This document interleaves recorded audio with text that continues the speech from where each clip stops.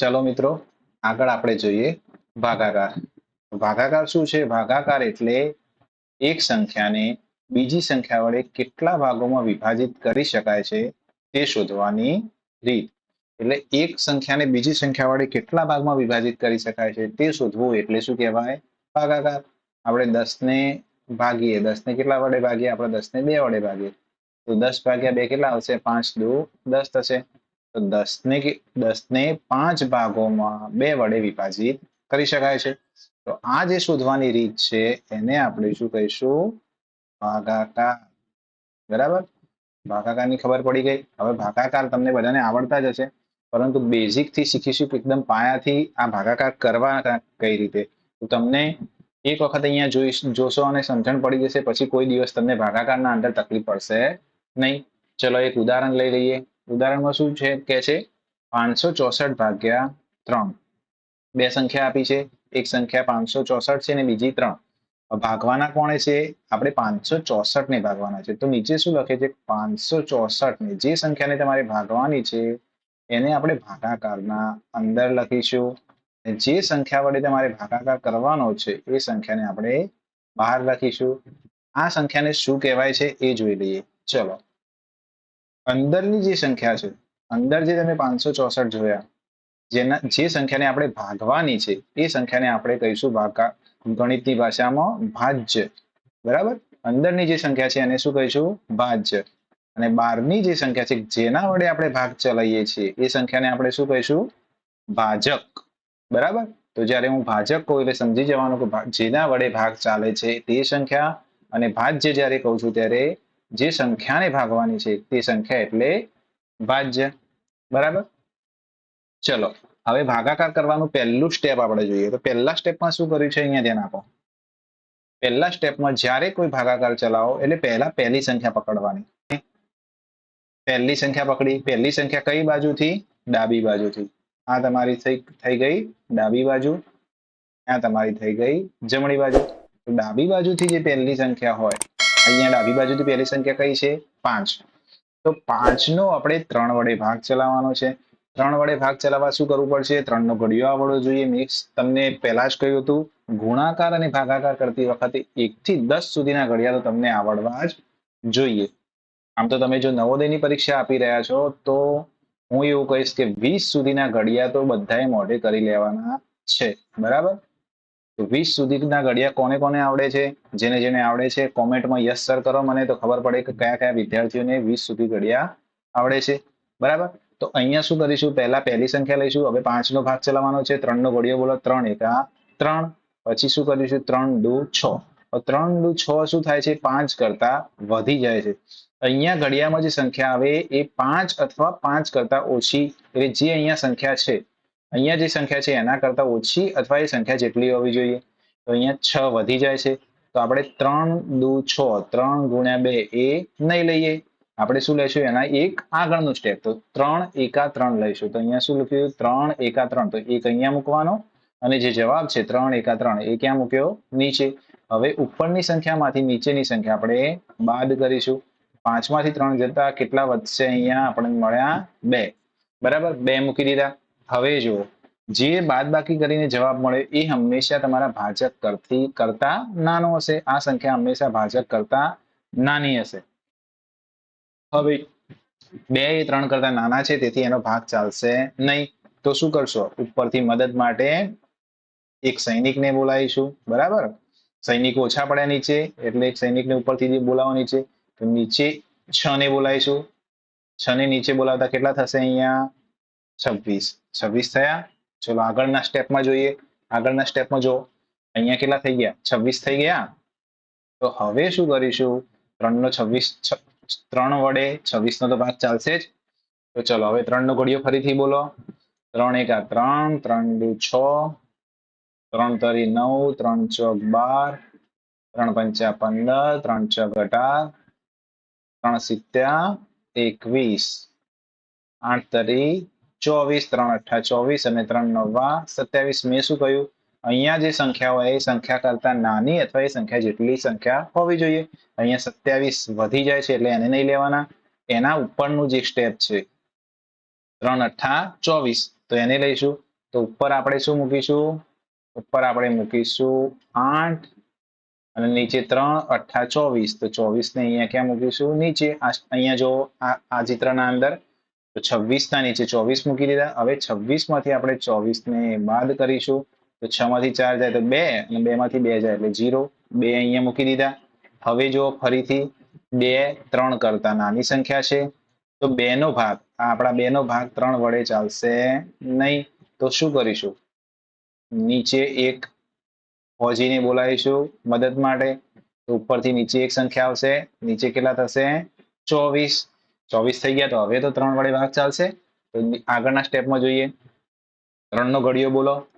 3 નો ઘડિયો આગળ બોલ્યા હતા 8 તરી 24 આવતા હતા. મેં શું કહ્યું? આ સંખ્યા જેટલી હોય એના જેટલી જ સંખ્યા આવી જોઈએ અથવા તો એનાથી નાની, એનાથી મોટી સંખ્યા થવી જોઈએ નહીં. તો અહીંયા 8 તરી 24. બરાબર. આ ચિત્રના અંદર જો 8 તરી ઉપર 8 મૂક્યા આપણે. શું કર્યું? 8 તરી 24 ઉપર મૂક્યા 8 અને નીચે મૂક્યા આપણે 24. તો 24 માંથી 24 બાદ કરતા કેટલા મળશે? 0. બરાબર. હવે ઉપરથી કોઈ ઉતારવા માટે સંખ્યા છે? ના, ઉપરથી હવે કોઈ સંખ્યા છે નહીં. બધી સંખ્યાઓ નીચે ઉતારી દીધી. તો અહીંયા તમારો ભાગાકાર પૂરો થયો છે. જવાબ કેટલો આવ્યો તમારો? 188. તમારો જે આ જવાબ આવ્યો છે 188 એને ગણિતની ભાષામાં શું કહેવાય? ચલો, કેટલાને ખબર છે? ખબર હોય કોમેન્ટ કરો. એને કહેવાશે ભાગફળ. ગણિતની ભાષામાં જે ભાગાકારનો જે જવાબ છે ઉપર એને કહેવાશે ભાગફળ. જેના વડે તમે ભાગ ચલાવો છો એને કહેવાય ભાજક. જે ભાગો છો એને કહેવાશે ભાજ્ય. અને જે છેલ્લે શેષ વધે છે, જે વધે છે પાછળ, એને કહેવાશે શેષ. આટલા નામ યાદ રાખવાના છે. બરાબર. ઓકે, તો આગળ વધીએ. ચલો, આગળ એમ કે છે કે બીજા કેટલા ઉદાહરણ જોઈએ. એક ઉદાહરણ આપણે જોઈએ અને બીજા ઉદાહરણ તમારે બધાએ નોટબુક લઈને બેસવાનું છે. નોટબુકના અંદર સોલ્વ કરવાના છે. જ્યારે પણ મારી એક સલાહ છે કે જ્યારે પણ તમે મારો વિડીયો જોવાનું ચાલુ કરો તો એક નોટબુક લઈને જ બેસો. જેથી કરીને શું થાય કે જે અહીંયા દાખલો અહીંયા હું ગણાવું છું એની સાથે સાથે તમે પણ નોટબુકના અંદર ગણતા રહો. જેથી કરીને તમારી પ્રેક્ટિસ થઈ જાય. બાકી ખાલી વિડીયો જોવાથી તમને આવડશે નહીં. બરાબર. તો સાથે સાથે પ્રેક્ટિસ પણ કરતા રહો. ચલો, 520/2 હું અહીંયા કરાવું છું, તમે બી કરો. જોઈએ કોણ પહેલા કરે છે. અને જેને નથી આવડતું એ વિડીયો જોઈને શીખે આપણો. અહીંયા આપણે શું કરીશું? ડાબી બાજુથી પહેલી સંખ્યા 5 લીધી. 5 નો ભાગાકાર કરવાનો. 5 નો ભાગ ચલાવવાનો 2 વડે. 5 નો ભાગ 2 વડે ચલાવો. 2 નો ઘડિયો બોલીએ. 2 એકા 2, 2 દુ 4, 2 તરી 6. 2 તરી 6 શું થઈ ગયા? 5 કરતા મોટા એટલે 2 તરી 6 લેવાના નહીં. 2 દુ 4 લઈશું. તો અહીંયા 2 દુ 4 એટલે 2 ઉપર મૂકવાના. 4 ક્યાં મૂકીશું આપણે? અહીંયા. 5 માંથી 4 બાદ કરો એટલે કેટલા વધશે? 1. હવે જો અહીંયા નીચે મેં શું કહ્યું? જે સંખ્યા વધે આના કરતા નાની હોવી જોઈએ. 2 કરતા નાની છે એનો ભાગ ચાલશે નહીં. તો ઉપરથી મદદ માટે શું બોલાવીશું?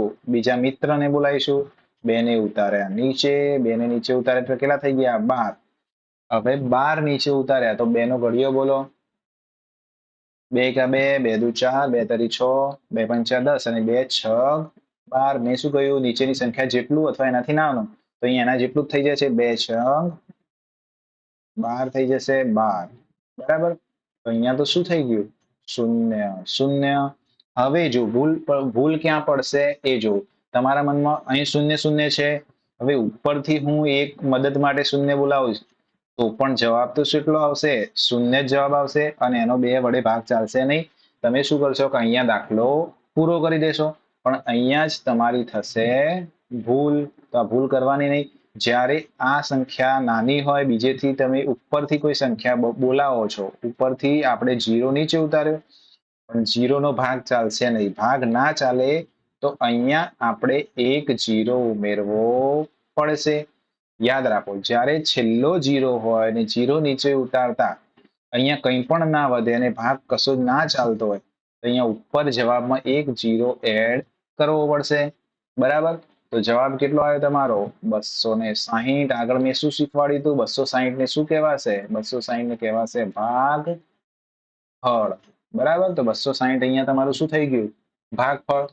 ચલો, હવે બીજા 2 દાખલા અહીંયા આપ્યા છે. બીજા 2 દાખલા તમારે જાતે ટ્રાય કરવાના છે. 5000 424 ભાગ્યા 4 અને 1122 ભાગ્યા 3. જોઈએ કોનો જવાબ સાચો પડે છે. ચલો બીજો દાખલો તમે જાતે ટ્રાય કરો અને ત્રીજો દાખલો હું તમને શીખવાડું છું, કારણ કે ત્રીજા દાખલામાં થોડો અલગ છે આગલા દાખલા કરતા. તો ત્રીજા દાખલામાં ભૂલ થવાના થોડા ચાન્સ છે. જોઈએ હવે ભૂલ ક્યાં થશે તમારી. અને જેની ભૂલ નથી પડતી, દાખલો સાચો છે, દાખલાનો જવાબ કોમેન્ટમાં લખો અને મને બતાવો કે કોનો જવાબ સાચો પડ્યો. વિડીયો સારો લાગે તો મિત્રો વિડીયોને લાઈક કરી દો, સબસ્ક્રાઇબ કરો અને તમારા બીજા મિત્રો સુધી પણ આ વિડીયોને પહોંચાડો. બરાબર. હવે મેં શું કીધું, ડાબી બાજુથી પહેલી સંખ્યા લેવાની. હવે ડાબી બાજુથી પહેલી સંખ્યા કઈ છે? 1 છે. પરંતુ તમે જો 1 એ 3 કરતા નાના છે તો 1 નો ભાગ 3 વડે કોઈ દિવસ ચાલશે નહીં ચાલે. હંમેશા એ સંખ્યા 3 કરતી મોટી હોય અથવા 3 હોય તો જ ભાગ ચાલે, બાકી ચાલશે નહીં. આવા કેસમાં શું કરીશું? આવા કેસમાં આપણે બે સંખ્યાઓ ભેગી લઈશું.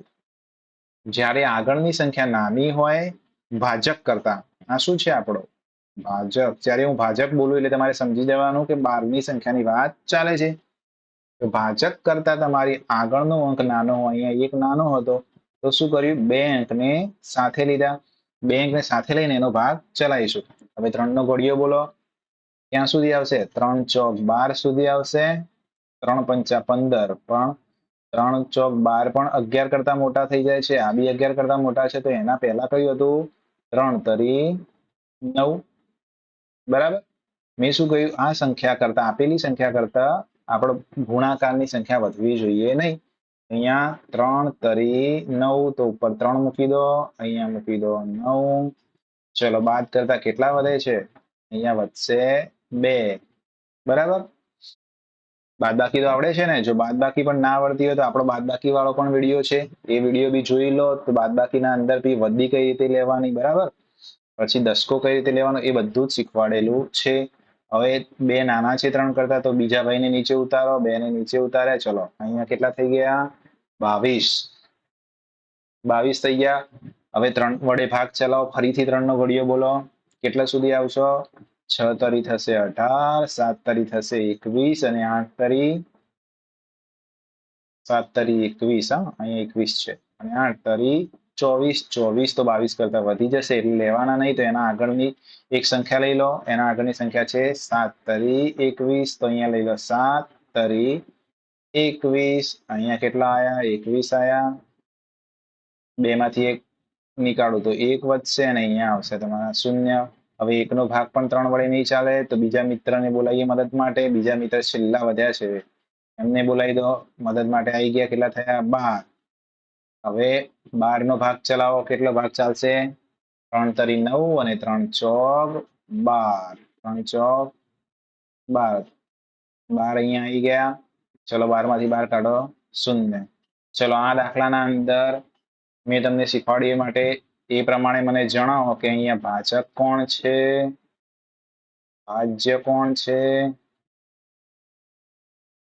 ભાગફળ કેટલું છે અને શેષ કેટલી છે. બરાબર.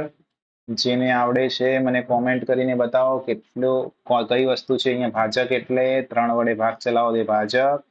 કઈ સંખ્યાને આપણે ભાગી? 1122 ને ભાગ્યા એટલે 1122 તમારા ભાજ્ય થશે. ભાગફળ કેટલું મળ્યું? 374. આ તમારો જે જવાબ મળે છે એને શું કહેવાય? ભાજક. અને શેષ કેટલી મળી? શેષ મળી 0. તો મિત્રો ભાગાકાર કરતા આવડશે. જેને આ વિડીયો ગમે હોય એ વિડીયોને લાઈક કરે, સબસ્ક્રાઇબ કરે અને તમારા મિત્રો સુધી શેર કરે.